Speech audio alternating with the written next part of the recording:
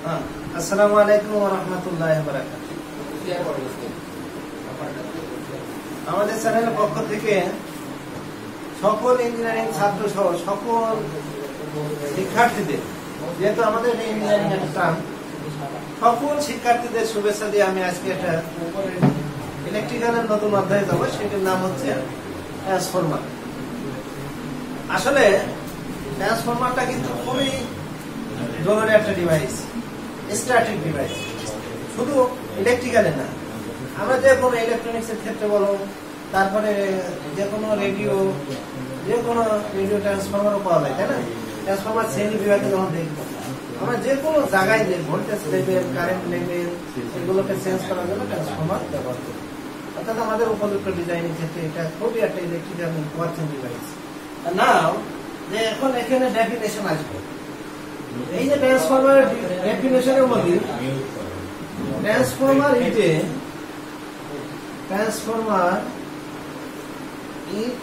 এ static device. এটা কি device? Static switching না, স্ট্যাটিক ডিভাইস। স্ট্যাটিক ডিভাইস, হ্যাঁ, static device which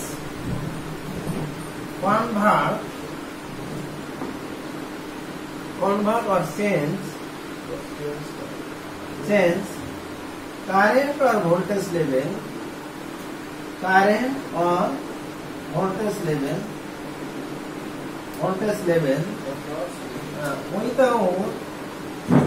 without changing frequency and power. Frequency and power. At not connecting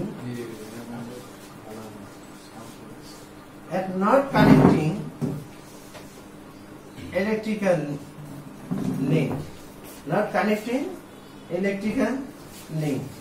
ইলেকট্রিক্যালে কোনো সংযোগ থাকে না, বাট ম্যাগনেটিক্যালি লিংক থাকে। হ্যাঁ, এইটুকু আমরা বলতে পারি। Transformer is a static device which convert or change the voltage level without changing frequency or power, without connecting electrical connection or electrical linkage, but there is a linkage with magnetic linkage. Magnetic linkage থাকে, কিন্তু কোনো electrically সরাসরি সংযোগ থাকে না। এটি আমরা একটা ডিভাইস। যেমন ওখানে একটা আঁকানো আছে, দেখতে পাচ্ছি। Suppose this is the transformer which is primary and secondary, but electrical connection in primary not directly connect with the secondary. So there is a linkage between the primary and secondary, then the magnetic linkage. This is the magnetic linkage. And magnetic linkage which causes the flow of flux. This is the linkage flux or the mutual flux. And now when I apply the primary voltage, and which depend upon the voltage induced in the primary side, and this voltage causes the flux in secondary side, and secondary side this causes the flux is induced voltage. So the primary voltage is transferred to secondary, or primary current transferred to secondary, and this is why we name this is the transformer. And transfer the current or voltage level without changing the frequency and power. This is definition of transformer basic. Okay. And now this is the most important. No, so we have defined by derivative the induced voltage EP or induced ES.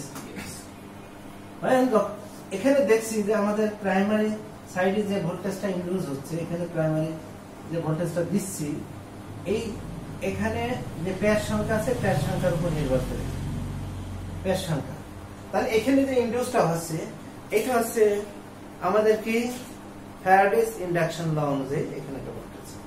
and I apply the law of Faraday induction law. Faraday induction law এর কারণে এখানে যে voltage আছে, সেই ভোল্টেজের কারণে which causes the mutual flux. The mutual flux also causes the new voltage. New voltage, and new voltage also causes the secondary voltage. And when we close the circuit, then the secondary current is flow at the secondary side. এটা এইভাবে আমরা দেখতে পাচ্ছি আমাদের নাও আমরা এখন একটু এই টপিকটা একটু লেন্দি করব যে আমাদের যেহেতু এখানে এসি কারেন্ট দিছি তাহলে এখানে যে ফ্লাক্সটা তৈরি হবে এই ফ্লাক্সটা আছে এসি ফ্লাক্স তৈরি হবে কি ফ্লাক্স এসি ফ্লাক্স এই ফ্লাক্সটা কাট করবে এই সেকেন্ডারি দিয়ে তাহলে এসি ফ্লাক্সটা কাট করবে এভাবে this is the AC flux with the maximum value and 0 and now this is the time period t now the maximum value approaches at a point A now the t by 4 this time t by 4 and now this is the center of d phi and which in the across the x-axis which is change the dt এই বরাবর dt change হচ্ছে মানে এখানে যে এই flux চেঞ্জের কারণে এখানে একটা ভোল্টেজ চেঞ্জ হচ্ছে সাপোজ দা প্রাইমারি সাইডের কথা বলুন তাহলে প্রাইমারি ভোল্টেজ এখানে আমরা নাম দিলাম EP EP is proportional to according to the law of Faraday's induction law d phi by dt d phi by dt and this is the induction law. Now S is the constant K d phi by dt and K is nothing but the K is constant which depend upon the term of the primary side term coil term NP d phi by dt NP to K তাহলে এটা আমরা পেয়ে গেলাম এখন dp by এই d phi এবং dt এর মান বসাবো তাহলে আমরা এখন এটা মুছে ফেললাম মুছে ফেলি okay and now EP into d phi means the side node d phi the change of flux when the point 0 the flux is 0 flux is 0 when the point approaches at point A this flux is phi max minus 0 this is the change of flux this phi max nothing the time is nothing but the change of time dt t by 4 minus 0 times t by 4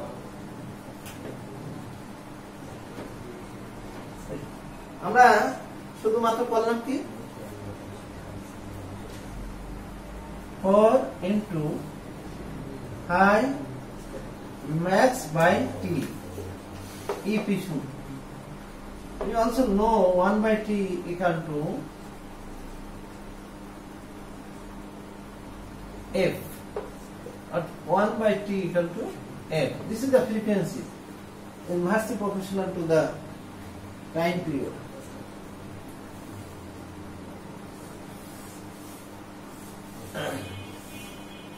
this is the average value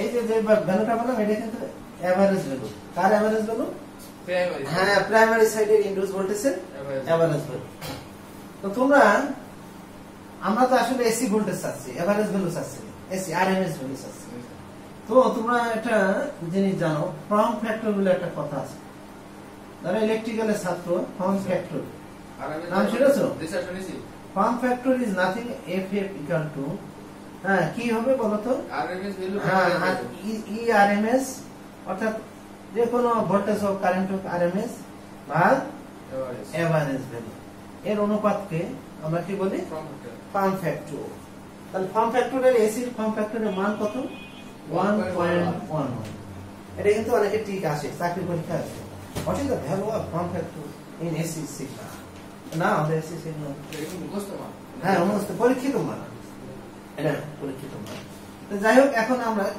form factor এই সমীকরণ সমান এই মানটা বসিয়ে দেবো আসলে form factor equal to আমি আবার লিখবো আরএমএস এভারেজ তো আমাদের বের করতে উদ্দেশ্যটা কি আরএমএস ভ্যালু তাই না কি ভ্যালু RMS সমান হচ্ছে ফর্ম ফ্যাক্টর ইনটু এভারেজ। ই এভারেজের মান আমরা জানি ইপি এভারেজ 1.1 ইনটু 4, তারপরে কি এনপি বাই ম্যাক্স এফ, কি না? তাহলে আমাদের কি দাঁড়ালো?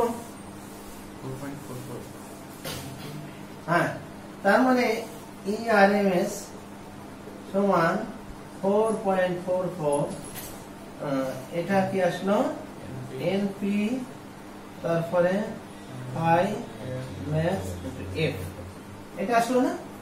এখন দেখো আর একটু জিনিস আমাদের জানতে হবে, সেটা হচ্ছে যে ফ্লাক্স ডেনসিটি বলে একটা কথা আছে, নাম শুনেছো? ফ্লাক্স ডেনসিটি, অর্থাৎ ফ্লাক্স ডেনসিটি বি সমান 5/A, A is the core area। ওই যে কোরে যে ফ্লাক্সটা কাট করছে, প্রতি ক্ষেত্র প্রতি মিটার স্কয়ার বা প্রতি স্কয়ার এরিয়াতে কি পরিমাণ ফ্লাক্স কাট করছে, this is the phi max equal to B into A, A is the core area, AC বলতে পারো। তাহলে A RMS equal to আমরা 4.4 NP, তারপরে এই মানটা বসিয়েছিলাম BA, তাই না? এটাই আমাদের যে সমীকরণ চলে আসলো, এত ভোল্ট।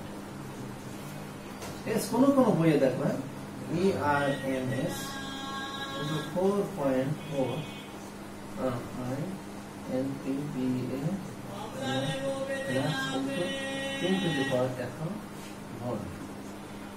দুটোই আছে। কারণ কি, যখন ফ্লাক্সটা ওয়েবারে দেওয়া থাকতো তখন এইটা ফ্লাক্সের মান বা ফ্লাক্স ডেনসিটি ওয়েবারে দেওয়া থাকে, আর যখন ফ্লাক্সের মান তোমার লাইনসে দেওয়া থাকে, হ্যাঁ, তার মানে এক ওয়েবার সমান তোমরা জানো 10⁻⁻8 লাইনস। হ্যাঁ, এই জিনিসটা তোমরা একটু দেখে নেবা, তাহলে এইভাবে হবে।